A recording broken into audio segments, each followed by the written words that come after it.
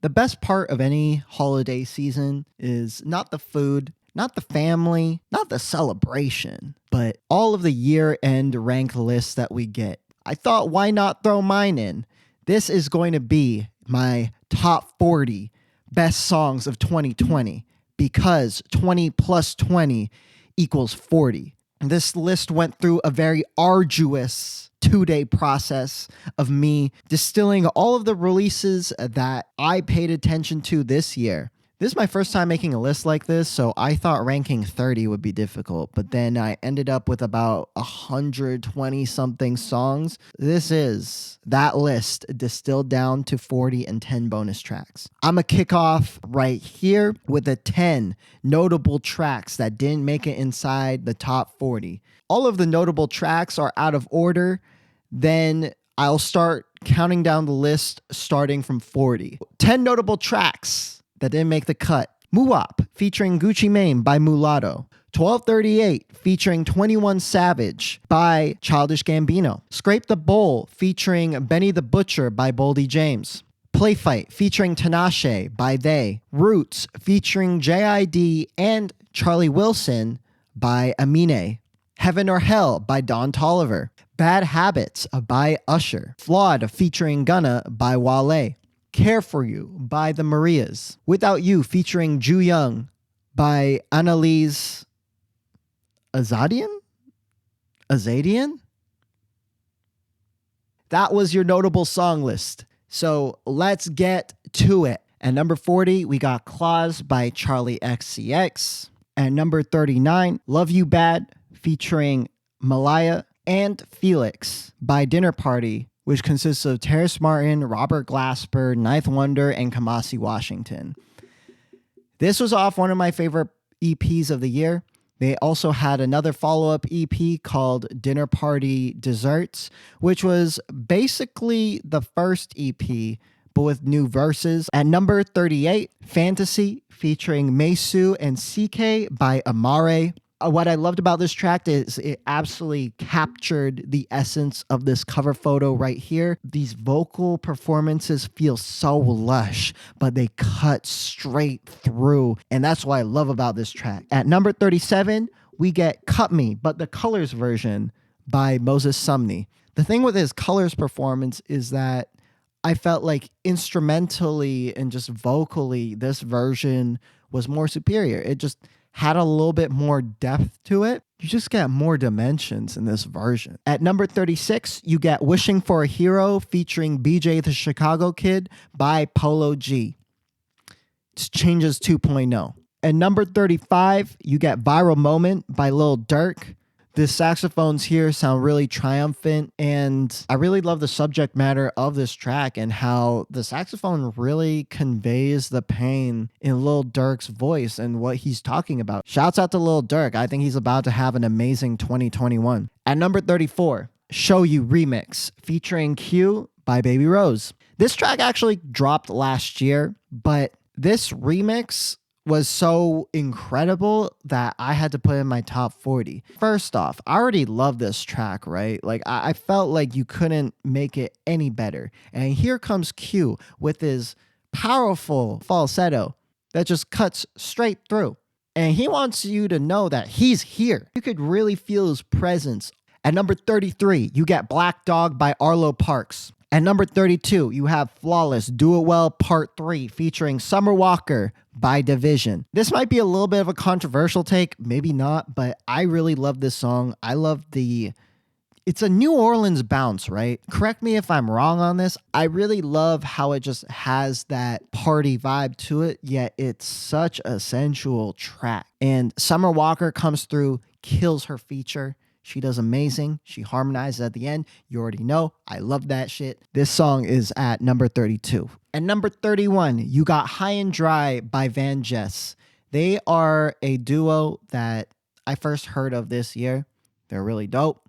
Their voices complement each other. I wouldn't necessarily say that they're similar, but you'll see what I mean when you listen to their music, especially when they're stacking their vocals and harmonizing. It just ends up sounding like one voice, but fuller. Is awesome. They're a really great duo, and I really love this track. Number 30, you have Janet Freestyle remix by Problem. This track is a tribute to Nipsey Hussle. This also features a melancholy saxophone. You could tell how much of an impact that Nipsey not only had on his own life, but within the community. With how powerful these tribute tracks feel, Problem did an amazing tribute for Nipsey, and rest in peace, Nip.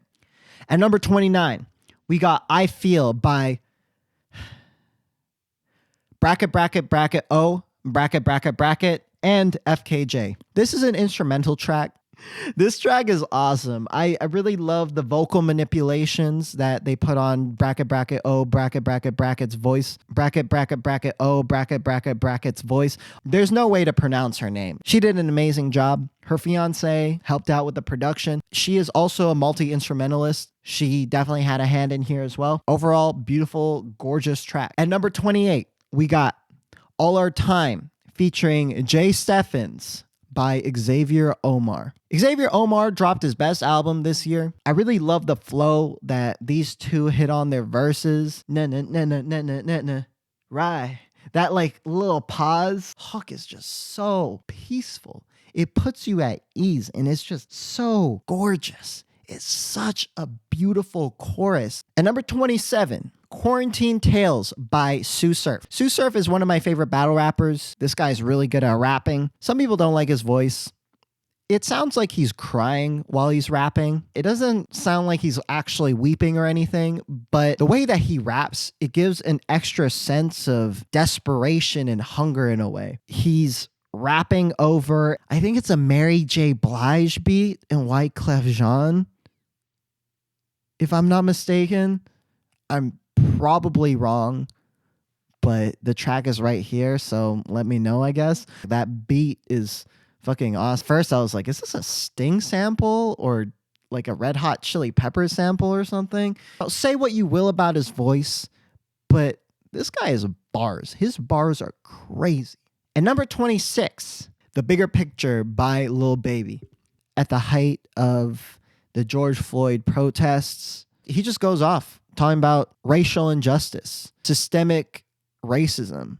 He even makes the bar where he talks about how not all cops are bad sound like a bipartisan talking point. It's actually awesome. You know, Lil Baby is for the people. At number 25, we got Hooligan by Baby Keem. This track is great. I didn't think that Baby Keem could get any better, but he did.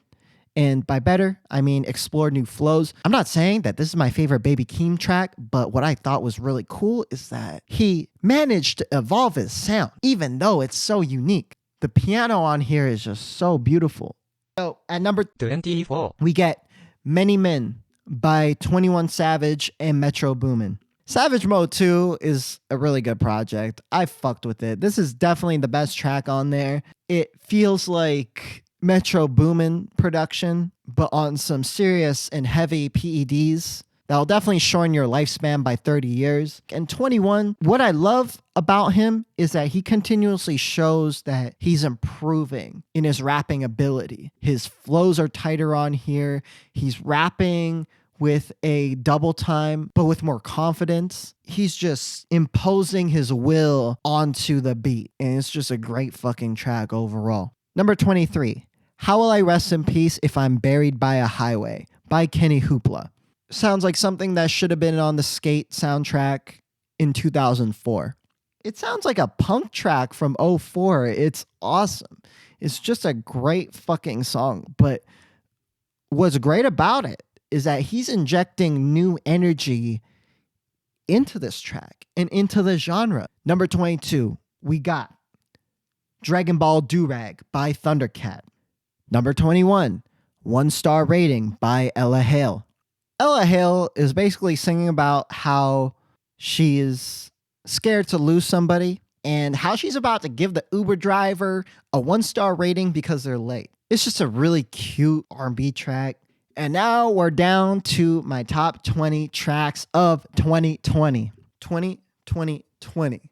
So, starting off, we got at number 20, You Sad by TK Maidza. Fire track. I just love the guitars on this thing. And that catchy first verse that she hits at the beginning and it goes into that infectious hook. Oh, so good. So goddamn good. And number 19, we got Bean, Kobe, featuring Chief Keef by Lil Uzi Vert. I know this song was leaked, but it got an official release this year. At number 18, we got Like That Bitch by Flo Milli. I found out about Flo Milli this year. Her energy reminds me of Tia Tamara by Rico Nasty and Doja Cat. It feels like both of their energies infused into one artist. The flow that she hits in her third verse, where she just goes off, the amount of control she has in her rapping ability is so underrated. Number 17, Good News by Mac Miller, is one of those posthumous tracks that has such a profound impact because as a listener, you can connect that it may possibly come from the same place which led to his downfall. The whole track itself is tragic, but it's beautiful. And rest in peace, Mac Miller. And at number 16, we got Armed and Dangerous by Pop Smoke. This is one of the most aggressive and energetic things I've ever heard this year. Rest in peace, Pop Smoke. His posthumous album was also really, really incredible. Don't get me wrong, I love the music on there. But there's something about the way that this man raps over UK drill beats. There's a reason why after Pop Smoke started to blow up, the drill movement spread globally at a feverish rate. It's because his inflections, what he was doing, how he was delivering his raps on those beats was so unlike anything that anybody has ever heard. And why I have Armed and Dangerous at number 16 is because I feel like this track encapsulates everything that made his music so incredible and so groundbreaking and so culture shifting. At number 15, Pakalamishi featuring Hamza by Tiwa Savage. Tiwa Savage, extremely talented R&B artist that expertly weaves in Afrobeat, pop, R&B, hip hop, all these elements into her music. Pakalamishi just is so infectious. It's so catchy. If you didn't get an opportunity to drive around to this song with all the windows down, track blasting, then you're missing out. 2021, you know what you need to do. Number 14, Bittersweet by Leon Lahaves. The way she builds up to the hook is just so goosebump inducing, and instrumentally, amazing job complementing the power and the passion in her voice. Number 13, Excess by Reena Sawayama. I feel like a lot of the songs in my top 40, why I place them so high, it's because of the genre blending shit that they do, because of the way that they're able to expertly mash up different sounds, and Excess is no exception. This track right here incorporates metal, incorporates NSYNC, Britney Spears, early 2000 level boy band type music together.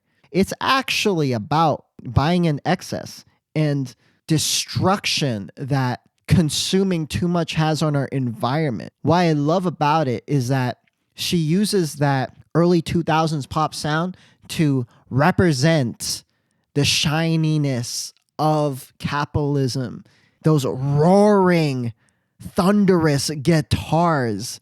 It represents the sheer destruction that capitalism has on our planet. But after Reena, at number 12, we got Simply Done featuring Benny the Butcher and DJ Premier by Armani Caesar.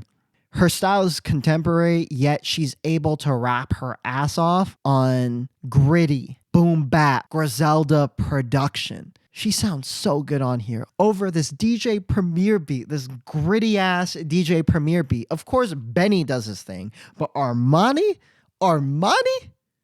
she kills it. Number 11, Paralyzed by Masadi. Masadi wrote on Cash Page's debut album, He is a very small artist. He doesn't really have that many plays at the time of this recording on Spotify.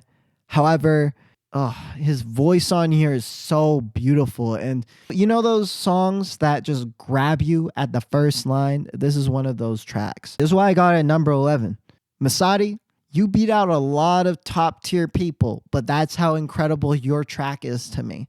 So now we're getting to our top 10 here. At number 10, we got Scotty Beam featuring Rick Ross by Freddie Gibbs and The Alchemist. To go toe-to-toe with Rick Ross, on some top-tier luxury raps is incredible. And Freddie Gibbs shows how versatile he is. He really goes in here. Rick Ross does his thing on this track. At number 9, we got Chicago Freestyle featuring Giveon by Drake. This track to me is the logical step in Drake's Take Care era sound. It sounds like he refines it here, all the way from the production, just the way that he incorporated a R&B voice, the way he's rapping with a ton of confidence and exploring some new flows on this thing. One of the best tracks that Drake has dropped in recent memory for sure. At number 8, we got Do It by Chloe and Halle. I have a ton of respect and love for this track. Somebody that has never put makeup on in my goddamn life to have that first bar hit the way that it does, it's just incredible songwriting. This feels like the song to pregame to. It captures the essence that Party by Beyonce had, but throws it into a little bit more modern context. Chloe and Holly's voices, they complement each other so goddamn well. And the production here, oh my God. The way that 808 just throws your head into a loop. It sounds like a heavyweight boxer throwing punches directly into your head through multiple combos. It sounds like the 808 version of that. At number 7, we got Overcomer featuring West Side Gun by Royce da 5'9". God damn. This sample, the way that it hits, holy. I have never heard of this group that they got the sample from, but whoever the producer is, shouts out to you for being just a historian, a music historian, and just a crate digger. Damn.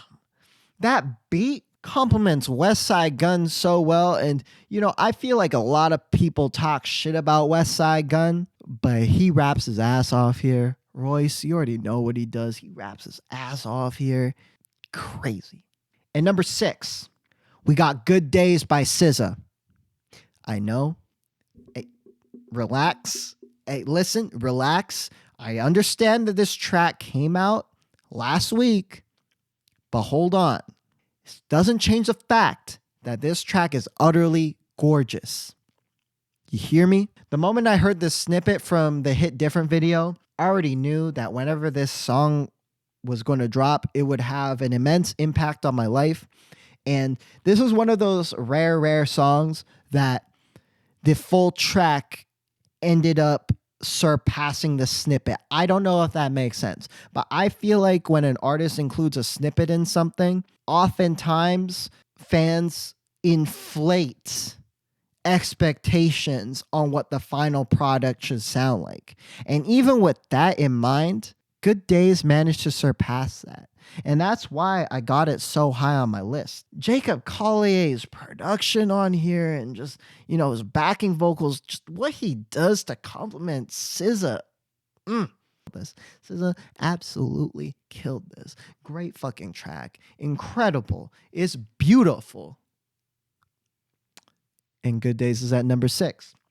At number 5, Sudden Death by Chris Keys and Quell Chris. To me, it kind of sounds like hopelessness, but while everything's hopeless, let's dance. This song encapsulates a very specific aspect of 2020, even though it didn't really intend to, because this song dropped before the pandemic even started. Quell Chris's delivery on this, the way that it sounds so deranged, I just love it. And after that, So we got Midnight by Khruangbin and Leon Bridges. Why I have it so high is because wherever you are, whether you're in the Arctic, whether you're in a rainforest, once you put on this song, you'll be immediately transported to a drop-top Corvette from the 60s. Cream interior, turquoise accents, red exterior. You'll just be cruising. This track will put you into a peaceful trance. I just love the instrumentation on here, the backing vocals, the way that the guitar is just plucking away. That's why I got a number 4. We're down to our top 3. At number 3, we got After Hours by The Weeknd. This is the shortest 6-minute track I've ever heard. This track keeps you so engaged that by the end of it, you're like, wait, where did the 6 minutes go? The way that it builds up slowly over the course of this time, it's so unlike anything that I've heard from The Weeknd. And it just feels like this incredible evolution of his sound. The way that the drums come in, that feels like a high. But then once you get that little bit of a breakdown right before that chorus where everything kind of drops out, the instrumentals just drop again right at the chorus. It's another completely different high.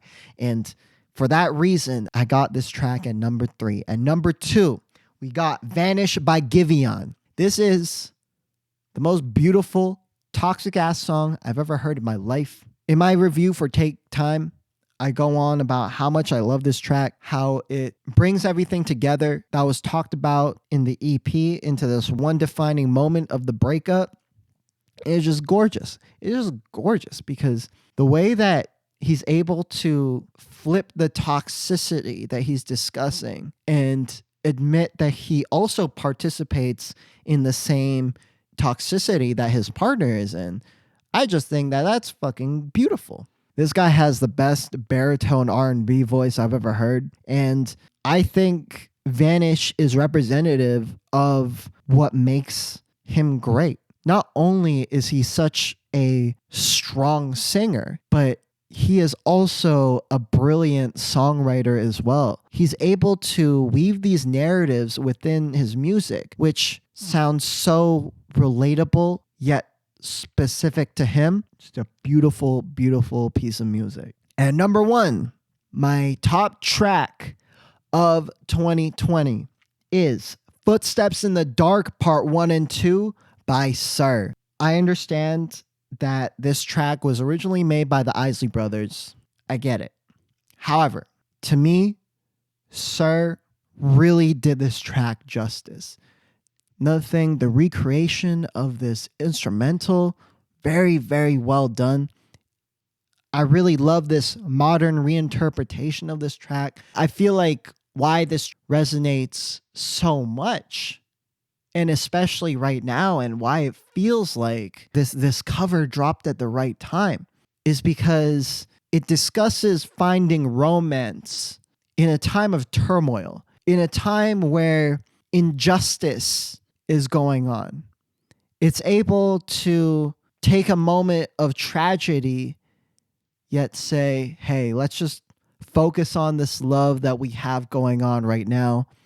And with the state that the world is in, with this pandemic, I really do feel like Sir dropped this at the right time and he delivered. His vocal performance on here is just incredible. No disrespect to the Isley Brothers at all, but the mark of a phenomenal cover is when the artist is able to make their track their own without sacrificing too many of the elements that made the original so great.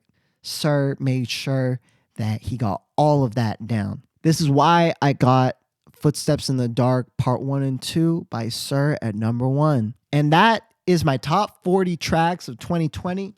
Is there anything that I missed on here? Disclaimer, I don't listen to everything. I don't listen to every release that come out. So if you got any recommendations, please send them over.